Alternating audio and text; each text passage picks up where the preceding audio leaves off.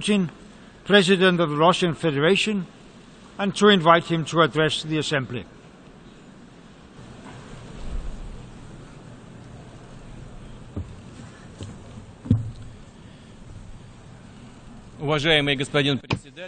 Your Excellency, Mr. President, Your Excellency, Mr. Secretary General, distinguished heads of state and government, ladies and gentlemen, the 70th anniversary of the United Nations is a good occasion to both take stock of history and talk about our common future.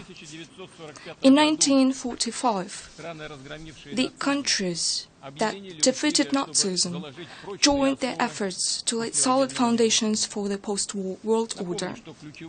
Let me remind you that the key decisions on the principles guiding the cooperation among states, as well as on the establishment of the United Nations, were made in our country, in Yalta, at the meeting of the anti-Hitler coalition leaders. The Yalta system was actually won in travail. It was won at the cost of tens of millions of lives and 2 world wars. They swept through the planet in the 20th century. Let us be fair. It helped the humanity through turbulent, at times dramatic, events of the last 7 decades. It saved the world from large-scale upheavals. The United Nations is unique in its legitimacy, representation and universality. It is true that lately the UN has been widely criticized for supposedly not being efficient enough and for the fact that the decision-making on fundamental issues stalls due to insurmountable differences, first of all among the members of the Security Council. However, I would like to point out that there have always been differences in the UN throughout all these 70 years of existence. The veto right has always been exercised by the United States, the United Kingdom, France, China, the Soviet Union and Russia later alike. It is absolutely natural for so diverse and representative an organization. When the UN was established, its founders did not in the least think that there would always be unanimity. The mission of the organization is to seek and reach compromises, and its strength comes from taking different views and opinions into consideration. The decisions debated within the UN are either taken as resolutions or not. As diplomats say, they either pass or do not pass. Whatever actions any state might take by passing this procedure are illegitimate. They run counter to the UN Charter and defy international law. We all know that after the end of the Cold War, everyone is aware of that, a single center of domination emerged in the world, and then those who found themselves at the top of the pyramid were tempted to think that if they were so strong and exceptional, they knew better, and they do not have to reckon with the UN, which instead of automatically authorize and legitimize the necessary decisions, often creates obstacles, or in other words, stands in the way. It has now become commonplace to say that it is, in its original form, has become obsolete and completed its historical mission. Of course, the world is changing, and the UN must be consistent with this natural transformation. Russia stands ready to work together with its partners on the basis of broad consensus. But we consider the attempts to undermine the legitimacy of the United Nations as extremely dangerous. They could lead to a collapse of the entire architecture of international relations, and then, indeed, there would be no other rules left but the rule of force. We would get a world dominated by selfishness rather than collective work, a world increasingly characterized by dictate rather than equality. there would be less of genuine democracy and freedom, and there would be a world where true independent states would be replaced by an ever-growing number of de facto protectorates and externally controlled territories. What is the state sovereignty, after all, that has been mentioned by our colleagues here? It is basically about freedom and the right to choose freely one's own future for every person, nation or state. By the way, dear colleagues, the same holds true of the question of the so-called legitimacy of state authority. One should not play with or manipulate words. Every term in international law and international affairs should be clear, transparent, and have uniformly understood criteria. We are all different, and we should respect that. No one has to conform to a single development model that someone has once and for all recognized as the only right one. We should all remember what our past has taught us. We also remember certain episodes from the history of the Soviet Union, social experiments for export, attempts to push for changes within other countries based on ideological preferences, often led to tragic consequences and to degradation rather than progress. It seems, however, that far from learning from others' mistakes, everyone just keeps repeating them. And so the export of revolutions, this time of so-called democratic ones, continues. It would suffice to look at the situation in the Middle East and North Africa. As has been mentioned by my previous speaker, certainly political and social problems in this region have been piling up for a long time. And people there wished for changes naturally. But how did it actually turn out? Rather than bringing about reforms, an aggressive foreign interference has resulted in a brazen destruction of national institutions and the lifestyle itself. Instead of the triumph of democracy and progress, we got violence, poverty, and social disaster. And nobody cares a bit about human rights, including the right to life. I cannot help asking those who have caused this situation, do you realize now what you've done? But I'm afraid no one is going to answer that.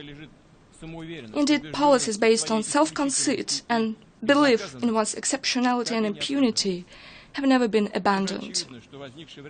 It is now obvious that the power vacuum created in some countries of the Middle East and North Africa led to the emergence of anarchy areas, which immediately started to be filled with extremists and terrorists. Tens of thousands of militants are fighting under the banners of the so-called Islamic State. Its ranks include former Iraqi servicemen who were thrown out into the street after the invasion of Iraq in 2003. Many recruits also come from Libya, a country whose statehood was destroyed as a result of a gross violation of the UN Security Council Resolution 1973. And now the ranks of radicals are being joined by the members of the so-called modern Syrian opposition supported by the Western countries. First, they are armed and trained, and then they defect to the so-called Islamic State. Besides, the Islamic State itself did not just come from nowhere. It was also initially forged as a tool against undesirable secular regimes.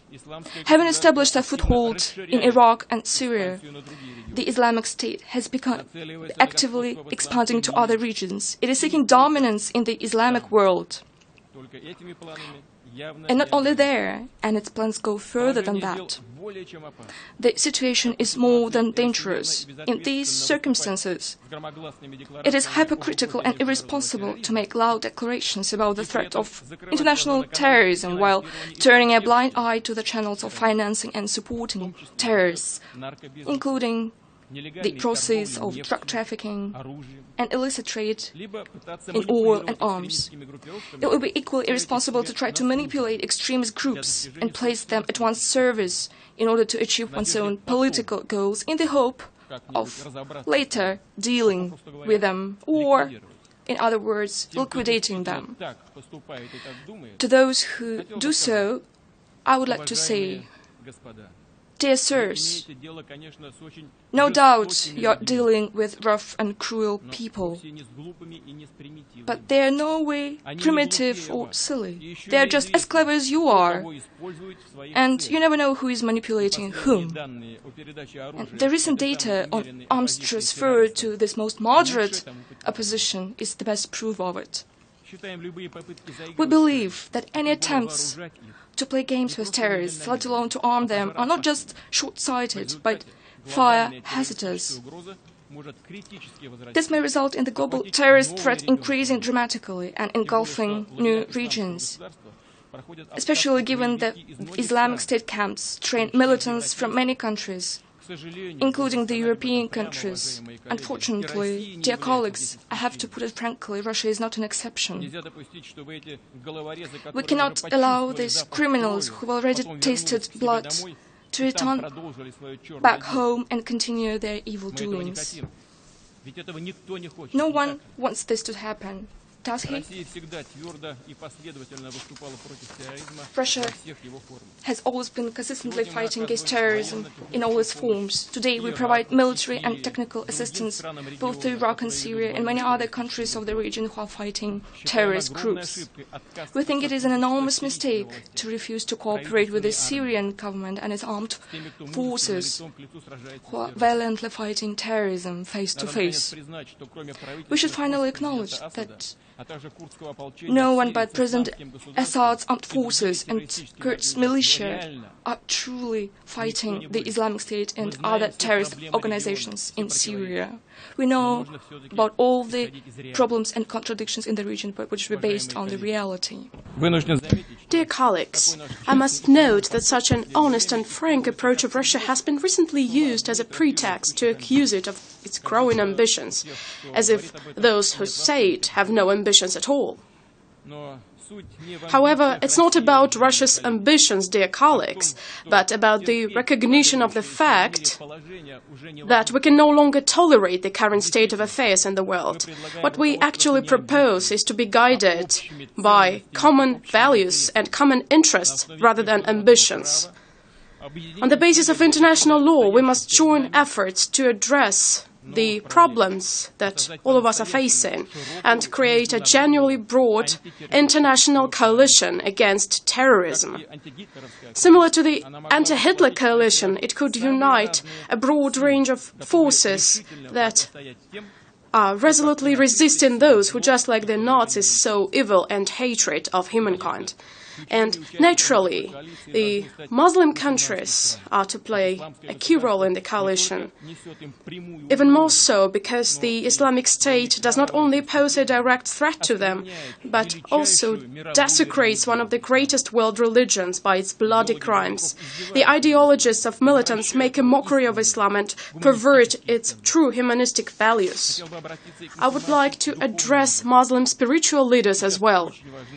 Your authority and your guidance are of great importance right now. It is essential to prevent people recruited by militants from making hasty decisions, and those who have already been deceived and who, due to various circumstances, found themselves among terrorists need help in finding a way back to normal life, laying down arms and putting an end to fratricide.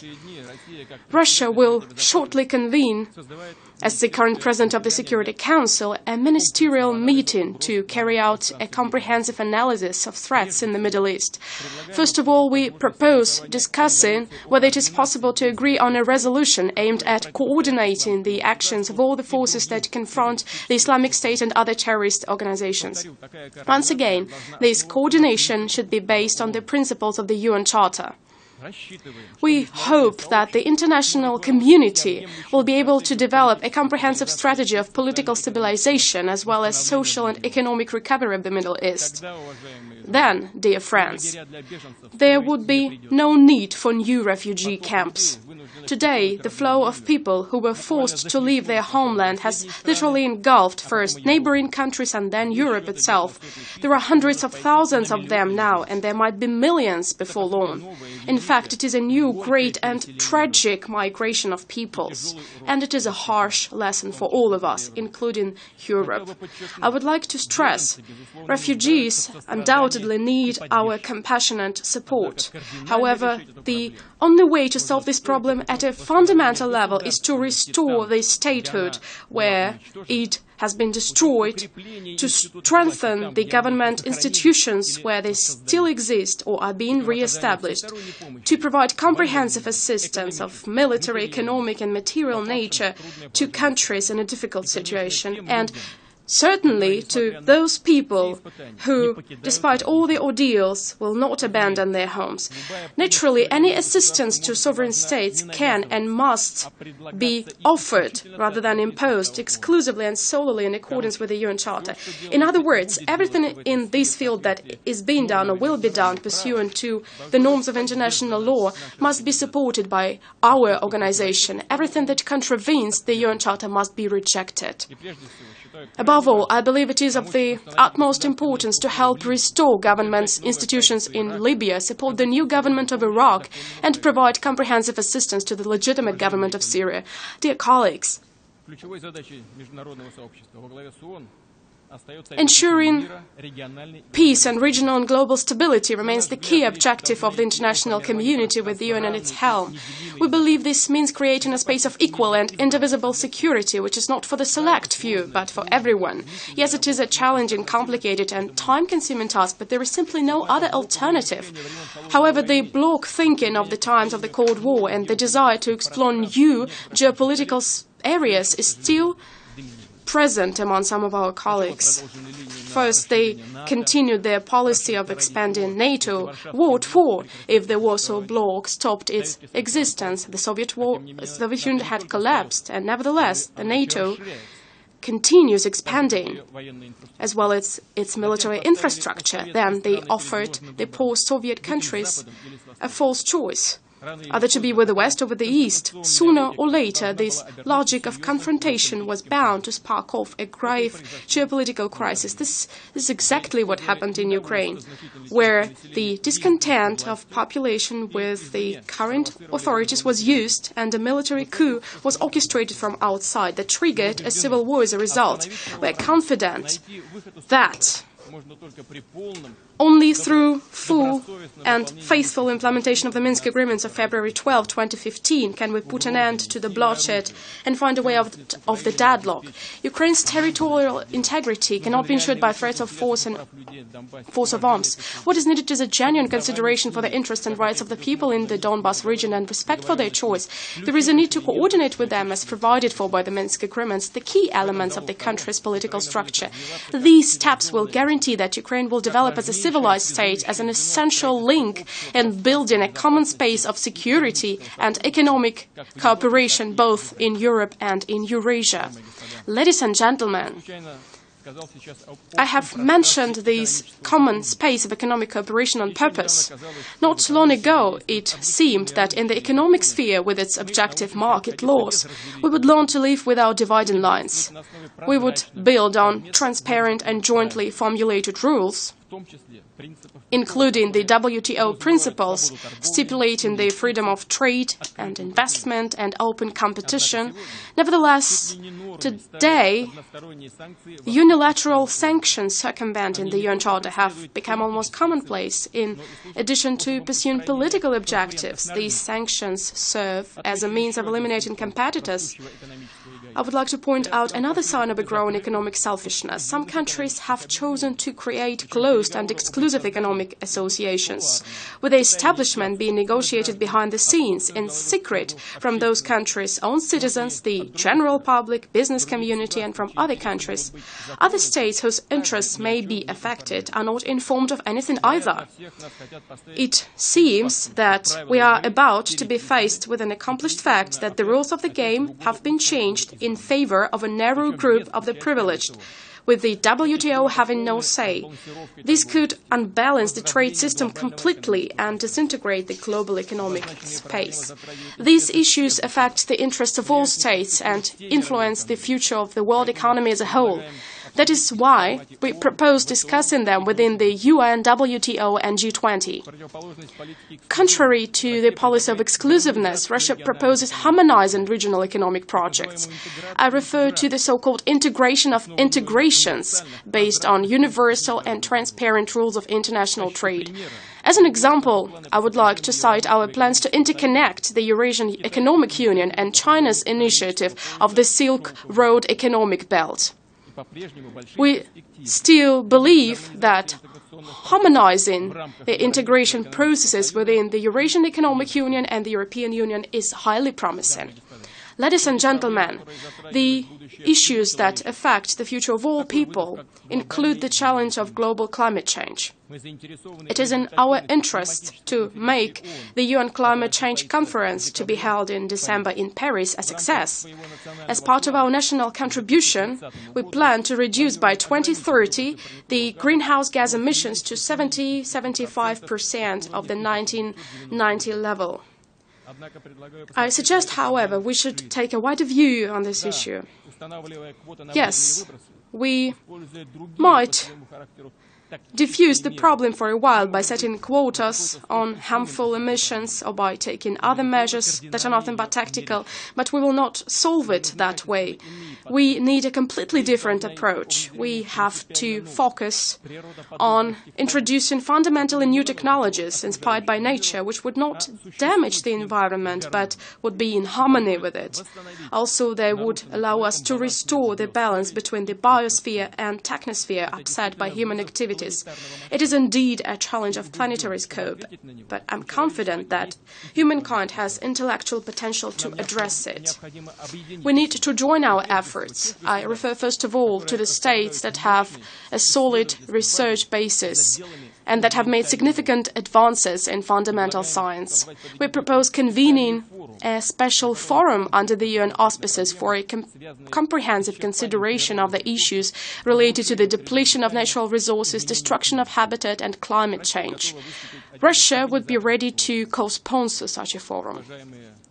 Ladies and gentlemen, colleagues, it was on the 10th of January 1946 in London that the UN General Assembly gathered for its first session.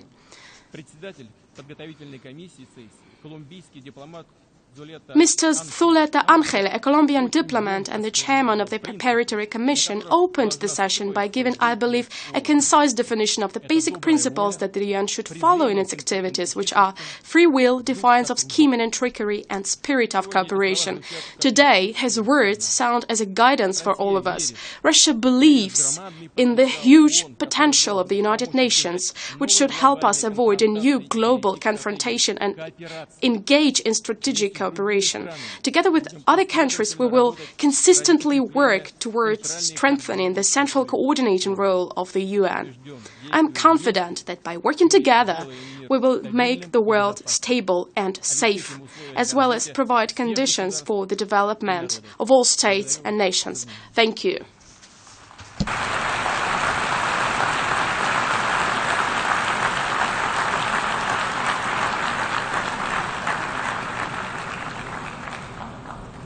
On behalf of the General Assembly, I wish to thank the President of the Russian Federation for the statement just made. May I request the representatives to remain seated while we greet the President.